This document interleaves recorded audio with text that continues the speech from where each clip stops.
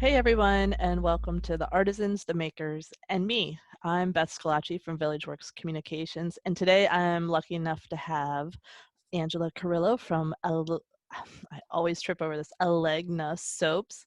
So I'm really excited for you to meet her and her products and learn a little more about her. So Angela, tell me a little more about your business, your products, and where you're based. Okay, so I am a soap maker. I've been making soap 21 years and I've only been selling about 10. I'm based in New York on Long Island. And I love how you stumbled over Alegna because for a very, very long time, I was thinking about, becoming a business, and I decided that I was going to be vintage soaps, but I didn't love the name. Like, I liked the name. It was cool, but I didn't think I could do things with it. And then I picked the name Alegna.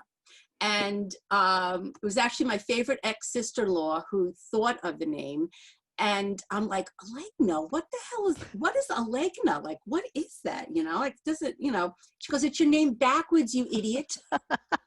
So so nobody knows what it is. Nobody knows how to pronounce it. Nobody knows. So, and when I say to people at an event, I'll say, thank you, thank you for your purchase. I'm Angela from Alegna Soaps, and Alegna is Angela backwards. And they stop and they look and they go, oh yeah, it is. So Well, and it's that's why I always stumble because I know it's Angela backwards, and then my brain and my mouth don't communicate correctly. So, but I didn't realize that you were originally wanted to be vintage soap. Yeah, Oh, I like vintage, like I like old things. mhm. I probably should have been born like 40 years before I was, because I'm really kind of an old soul. And I love old things and I love antiques and lace and, stuff like that. And when I was thinking about doing the business, I wanted it to be like I wanted it to be things that I liked. I wanted it to be about me.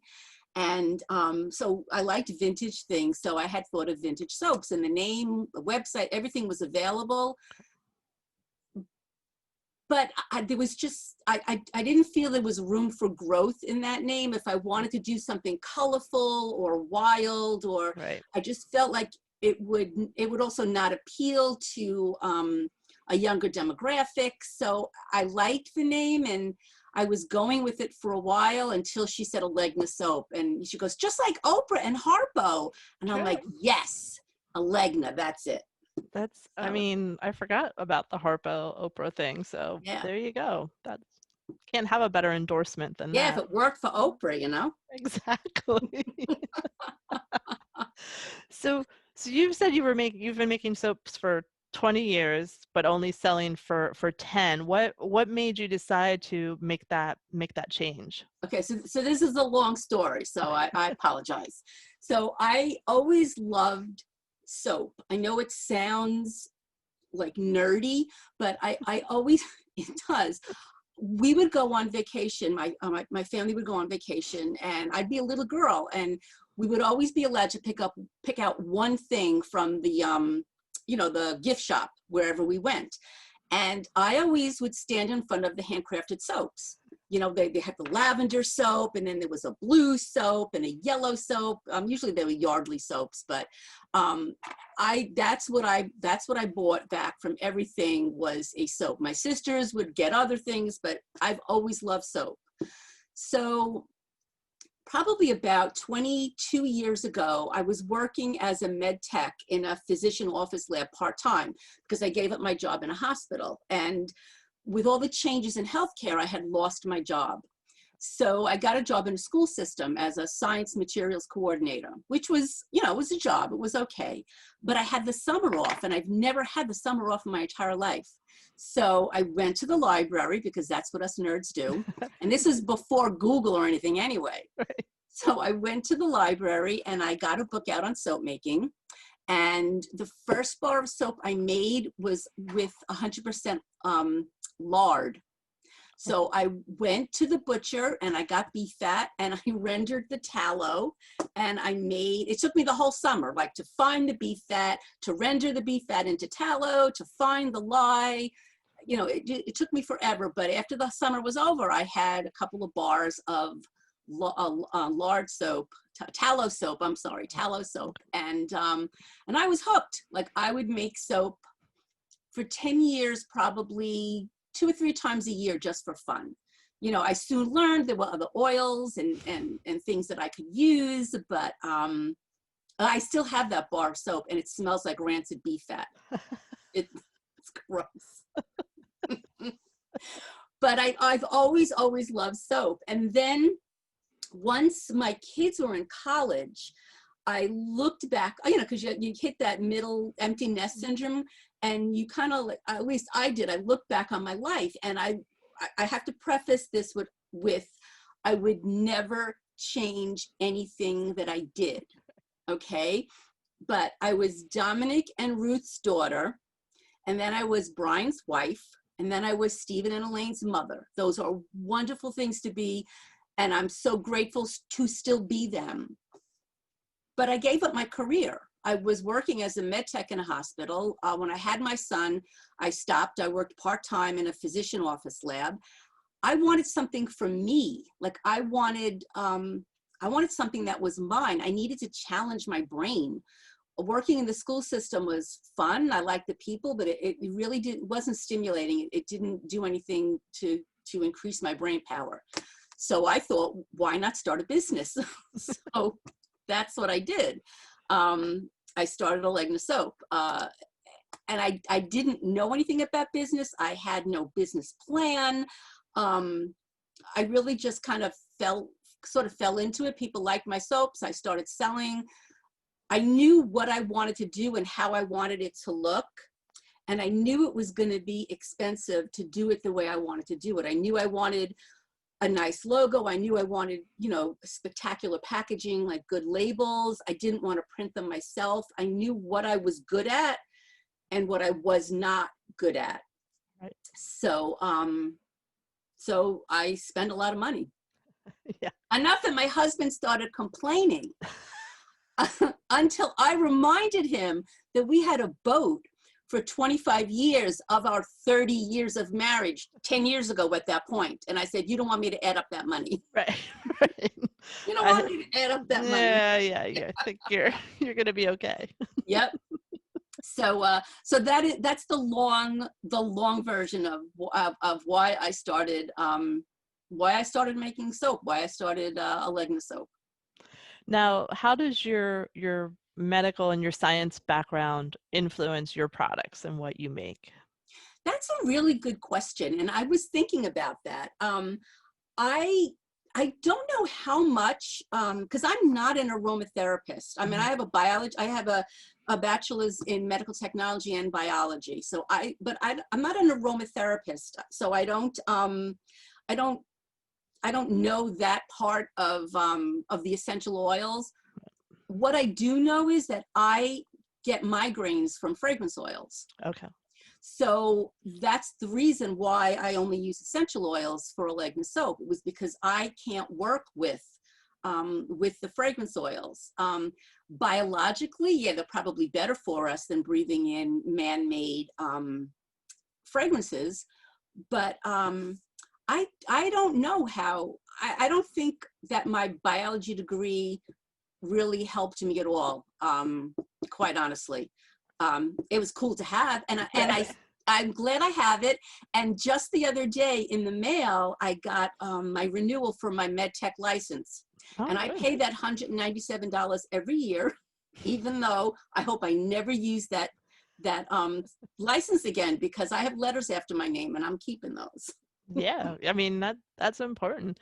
I just think it's very hardcore that you made your first batch of soap from lard. Like that's From tallow, yeah. from tallow. Like I don't feel like that's what most people start off with.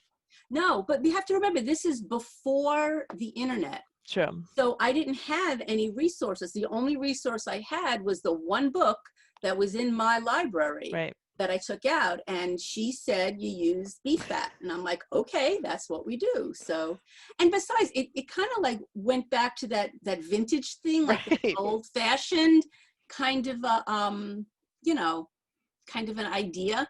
Yeah. So I but think oh it's god, it stinks. It really does. keep that nice and sealed up, huh? Oh yeah. I think my kids literally ran. How old were they then? They were probably middle school age when the first time I made, and they ran at the kid. The mommy, it smells so bad in here. So Can't have my friends over. yeah, no, not at all. Uh, and so of all your products, past and present, what's your favorite? And it may not be your favorite of all time, but like even right now, like No, what would this you is consider your favorite? my Okay. lavender lemongrass soap. Mm, My mom, well, actually, too, like I was a stay-at-home mom, mhm. so there was not a lot of money. So there wasn't like I didn't get my nails done. I didn't go to a spa or anything like that. It just wasn't something that I did. And my mother, for one of my birthdays, bought me a gift certificate to a spa, and I had for a massage. So I went in, and this was the scent that I smelled: lavender lemongrass. I So love when I that. first started making, when I first decided that I was going to sell, like there was about a year or two where I'm like, should I do this? Should I not do this? And that's when I started like blending scents and like jotting down ideas, thinking of things that I wanted to, what would I do? This was the first one that I came up with, and this is still my favorite. That's I love when a product has a fragrance has a story behind it, and that's it doesn't get better than that one. I mean, Yeah. like, Fragrance really does. If you think about it, you smell something and hmm, it can bring you back. I can smell a deodorant in the store and be brought back to an old boyfriend, right? that wore that deodorant, or a perfume. Like scent really has it really touches your memories. Yeah, yeah. It definitely does, and I love that. That's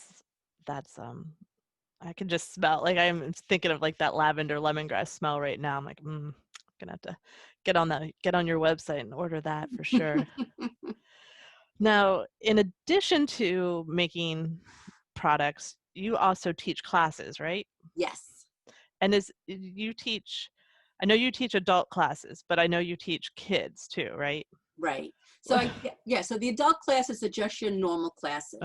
So even the children's classes, I do two different kinds. Okay. When I worked in the school system, I would teach high school, I think they were juniors or seniors. We would make soap during their saponification unit, which was really a lot of fun because they would like have to figure out the molarity of the lye solution that we made, and it was fun to show them a practical application of of of what they're learning, because so Mhm. many kids say, oh, I'm never going to learn this. Why am I studying this? But my favorite is Bath Bonanza. So Bath Bonanza is when I go into a school, and then it's like an after school program, and I think I did 6 weeks or 5 weeks. It depended on the school. One week we do melt and pour soap. The next week we would do bath bombs or bath fizzies. The next week we would make what else did we make? I have notes here. Hold on a second, because I knew I'd forget. Lip balms. We did sugar scrubs. We did lotions. So I would bring in, like for lotions, I would bring in a lotion base, and I would have a little jar, and I would fill it up 3/4 of the way because they can't stir a full jar. And they would add a scent, and they would add a color. All the girls would add glitter, Right. and there'd be glitter all over the place. But what it gave me was the opportunity to sit down with really young kids and talk to them about being kind to one another. And yes, we all want to be beautiful on the outside, but isn't it more important to be beautiful on the inside? And we would, at the end of the class, we would sit around in a circle, because it was an hour class, and you would be surprised how quickly they can make 2 sugar scrubs. Right. I'm like, what am I have another 15 minutes? What am I going to do with these kids? So we would sit around in a circle and we would all say one thing we were grateful for. I called it the gratitude circle. So I know like in school, they're so focused on, teaching them this and teaching them that, that there's no opportunity to encourage kids to be kind to one another and not bully each other. Like, I just thought this was the perfect way to do it. They're busy, they're making something, and we're talking about, well, there's a new girl in school and who invited her to have lunch, sit at their lunch table? Oh, I did, Miss Angela, I did, and that gave me a lot of joy. And I really miss that now. Yeah. I really Yes. miss that now. So yeah, you're not even doing those virtual or anything right now. You're not. No. Yeah. But those kids miss you too.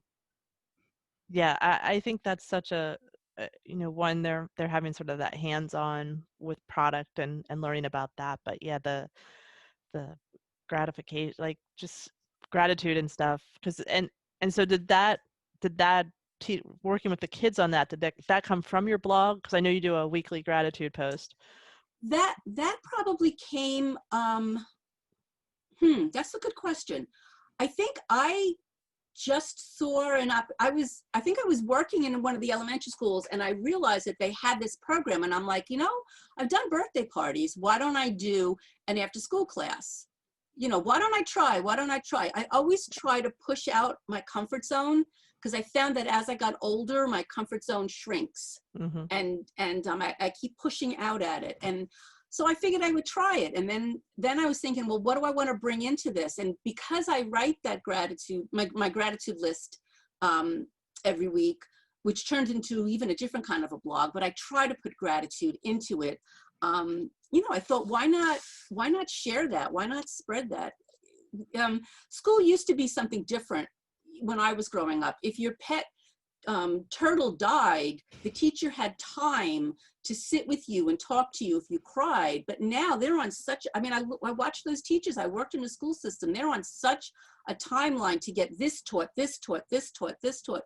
There's no time. And now it must be even more insane.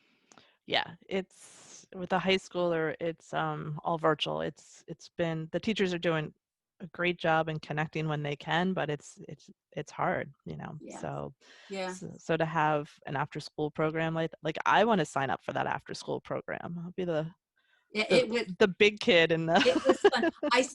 I've got a couple of kids who I do a 4:00 live Monday, Tuesday, Wednesdays, and Monday, Tuesday, Thursdays, and Fridays on Facebook. And I have a couple of the kids that I used to teach, and their mothers, they come on and they watch me. When I would do events in the town, like the town, Seacliff had a mini mart, and I would see kids, they would come by, they'd go, Miss Carillo, don't you remember me? And I would always lie and say, oh yes, how are you? I just forgot your name. But they grow up. I would see them in 4th grade, and then I wouldn't see them until they were like 5 years later, they look totally different. Right. And I'm like, oh yeah, I remember you. I had you for 5 weeks. Don't know who you are. That's an impressive imprint you put on those kids if they, you spent 5 weeks with them and they still remember you. So that's a beautiful legacy for sure. Yeah, I'm very grateful for that. I can't wait to get back to doing that again. That really was a high point of my day. Yeah, I love that. And you do, that's not the only thing great you do out there in the world. I know you have your Soap for Soup initiative. Oh, yes. Okay, so Soap for Soup. I didn't get a Soap for Soup. Do I have one here? Hold on. So this is Soap for Soup. So they're all different. And what I do is I have a lot of private label orders. Like, I make soap for a lot of other people who slap their label on the soap. So some of them want a completely flat top. Some of them want a certain size. If I have samples left, ends and pieces left over, I can't use them for samples. Okay. So what I do is I put them all together. Like, you can tell this one has a lot of different pieces in it. Oh yeah. Okay. Very cool. And this one is just, it's got some hearts in it. Mm-hmm. So if I have batter left over, I'll make a heart. And if I have ends and pieces, I just kind of chop them up. We make another bar of soap.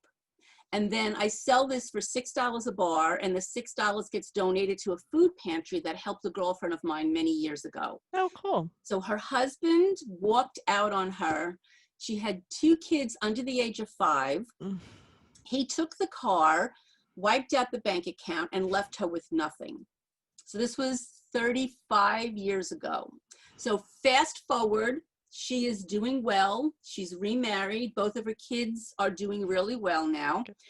But we lost touch because she moved. So I knew that I wanted to do something to give back to this food pantry that helped her. And I called and I said, listen, can I tell your story? I won't use your name. And she's like, Angela, you can use my name. I don't care. So what happened was my son came home from religious education with a little note that said that the food pantry needed donations. And I remember, I knew what happened to my girlfriend, and I remember thinking, so she has a house, but she's got nothing else. Like, so what is, like, how do you get food from the food pantry? Like, how do they determine who is poor enough? Like, I didn't know any of this. So I called and I spoke with a woman, her name was Julie. And she said to me, anybody who needs food can have food. So I said, well, she's not a member of our church. And she said, anyone who needs food can have food. So she said, give me her phone number and I'll call her. And then I'm like, oh my God, what did I do? Like, I just outed my friend. I thought she was going to kill me. And and Julie said to me, we've been trained. We know how to handle this. You know, wait 20 minutes and then call your girlfriend. So I waited. It was like the longest 20 minutes of my life because I thought she was going to kill me. I really did. And by the time I called her, she was so grateful. She was crying. She said, Angela, they told me they have their shelves are full and they need me to come down and take food. Can you drive me there? So I would take her every other week. We would go down, load up the car, and they would put things in her bag. You know, she'd put things in her bag and, you know, she'd take one bag and they go, oh, honey, no, we got to take more. You need more. And they keep putting stuff in the bags and she would leave. So finally she got a job, you know, she got a car, she got back up on her feet and they were still calling her, you know, like once a month, hey, you know, do you need any food? We got a lot of food here. And she would say, no, I'm really good. I'm really good. But they followed up with her for a good 2 years to make sure she was all right. So I knew I wanted to do something when I started Alegna Soap. I knew I wanted to do something to give back because like I said, I wanted this whole company to be me and my ideas. And I know how lucky I am. Like I know that, that I met my husband at 18, like who's that smart to figure out what kind of person to marry at that age? Like I just got lucky, you know, I really did. And, you know, I have a roof over my head. I've got food on the table, clothes on my back. My kids are healthy. I don't really need anything. And I know that I'm lucky and I wanted to give back. And I thought the food pantry was like a great place because one of my grandmothers, I'll never forget this, she was robbed and they took cash that she had out of her dead husband's wallet. So he had died like 25 years ago and she kept his wallet and they stole the wallet that had money in it. And she said, if they need it for food, they're welcome to it. If they need it for drugs, I hope they choke on it.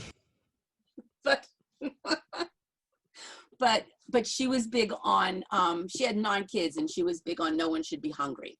Right. So that is the whole Soap for Soup story.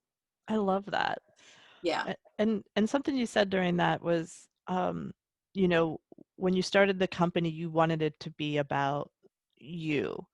What advice would you have for someone who's thinking, like, based on that and knowing what you want? Like, if someone is thinking about starting a business, what advice would you have for them on that? The first thing I would say is keep your day job, honestly. It takes people, I think, because it's soap and maybe with candles, it's the same way. People think it's cute. It's a woman's business. You know, you must make money right away. It's, you know, everybody needs soap. Everybody likes candles. I don't know where people get that idea from, but it's not easy and it's not quick, and it took me a good 3 years before I actually made any money. I mean, I was putting money in for 3 years. And then once I started making money, I was taking that money and putting it back into the company. So I kept my day job for a very, very, very long time.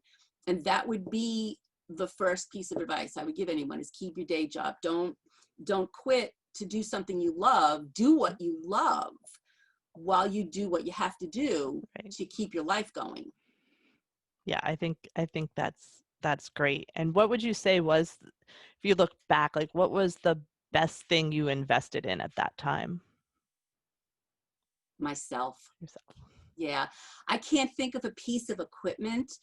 And like I said, I had no business experience at all, but I knew what I liked and I trusted my gut. And I think that was the smartest decision I ever made. My labels are expensive, but they don't look like the typical label on a, you see that? Yeah. It's a vellum label. It's printed somewhere else. They're expensive, but to me, it takes the look of the soap up a little bit Mhm. than printing my own label and putting it around the soap. And I kind of, yeah, I always said, and I always said yes to things before I said no. A few things I've said yes to, I've backed away from. But like I said, I do a lot of private label soaps for other people. I'm not, oh, what's the word? I'm not proud of my soaps. I don't have an ego. If you want soaps for your company, I'm not good at selling. I know that's one of the things I'm not very good at, but I'm really good at making and I'm really good at Right. formulating. So if you want me to formulate you a bar of soap and you want to slap your label on it, that works for me. Right. I've been at events where I have been selling and the person 4 rows away is selling her soap that's really mine. And that's okay. I got paid for it already. What do I care? Like, Right. you know, selling it does not come easy for me. That was hard for me to learn. Yeah. So I just trusted my gut and I said yes to everything. And if I couldn't do it, then I, finished it and backed off. But say yes a lot and don't quit your day job. There you go. I think those are very solid pieces of advice, because both of them are important. And then you say yes enough that you learn what to say no to. Yes, yeah, because saying no is also important. Right. You don't want to say yes to too many things. I mean, knowing what your prices are, like what it costs you to make whatever you're making, paying yourself Mhm. is also important, and is something that a lot of us as makers don't remember to do. If I needed to I'm sitting in my studio, which is in my home, but if I needed to rent a place, the cost of that has to be in my bar of soap. Right. So, and I moved very slowly, like almost at a snail's pace. My husband, it was too slow for my husband. He was like, you got to do this, you got to do that, da, da, da, whatever. And I'm like, no, I need to do this slowly. I need to grow slowly. Mhm. So I just trusted myself. And so far, 85 to 90% of my decisions were positive. Hey, I'll take those odds. Yeah, and the ones that weren't, you learn from them, and then you move on. Exactly. That's what I tell my daughter, like, fail early and often and then learn from there. Yes.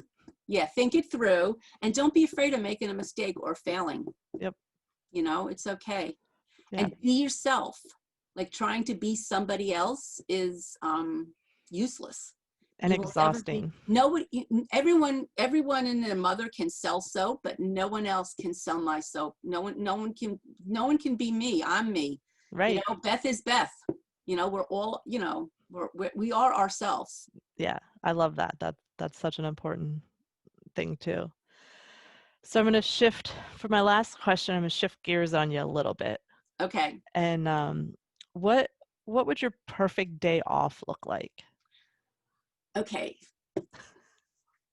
So I have 2 perfect days, and the one that and they're both perfect days. Okay.